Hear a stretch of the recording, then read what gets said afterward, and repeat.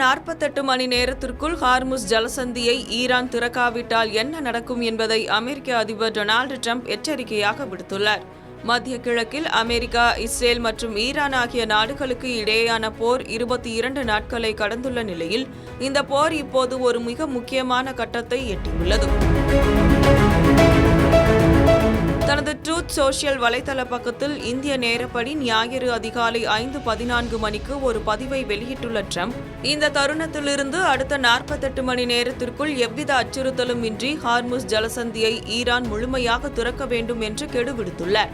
ஒருவேளை ஈரான் இதற்கு பணிய மறுத்தால் அந்நாட்டின் பல்வேறு மின் உற்பத்தி நிலையங்கள் மீது அமெரிக்கா தாக்குதல் நடத்தி அவற்றை முற்றிலும் அழிக்கும் என்றும், குறிப்பாக ஈரானின் மிகப்பெரிய மின் உற்பத்தி நிலையமே முதல் இலக்காக இருக்கும் என்றும் அவர் மிக கடுமையான எச்சரிக்கையை விடுத்துள்ளார்.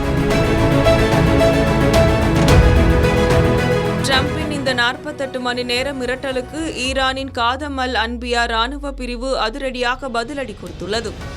அமெரிக்கா ஈரானின் எரிசக்தி கட்டமைப்புகளை தாக்கினால் அந்த பிராந்தியத்தில் உள்ள அமெரிக்காவின் எரிசக்தி, தகவல் தொழில்நுட்பம் மற்றும் கடல் நீரை குடிநீராக்கும் சுத்திகரிப்பு நிலையங்கள் மீது பதிலுக்கு தாக்குதல் நடத்துவோம் என்று அவர்கள் எச்சரித்துள்ளனர்.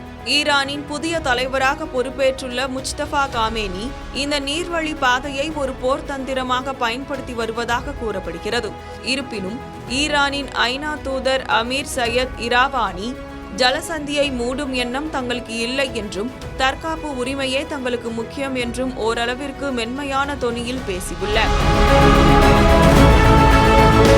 மறுபுறம் எரிசக்தி நெருக்கடியை சமாளிக்க ஏற்கனவே கப்பல்களில் ஏற்றப்பட்ட 140 மில்லியன் பேரல் ஈரான் கச்சா எண்ணெய் மீதான தடையை அமெரிக்க நிதித்துறை தலைவர் ஸ்காட் பெசன்ட் தற்காலிகமாக நீக்கியுள்ளார்.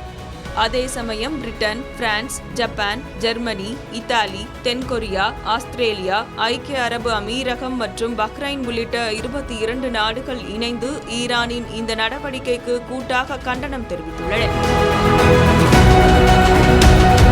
ஈரானின் நீண்ட தூர ஏவுகணைகள் முதல் முறையாக பயன்படுத்தப்பட்டுள்ளதாக இஸ்ரேல் தரப்பு கூறியுள்ள நிலையில், ட்ரம்ப் விதித்துள்ள இந்த கெடு வரும் செவ்வாய்க்கிழமை அதிகாலை முடிவடைகிறது. அதன் பிறகு மத்திய கிழக்கில் அமைதி திரும்புமா அல்லது போர் இன்னும் தீவிரமடையுமா என்பதை உலகமே உற்று நோக்கி வருகிறது.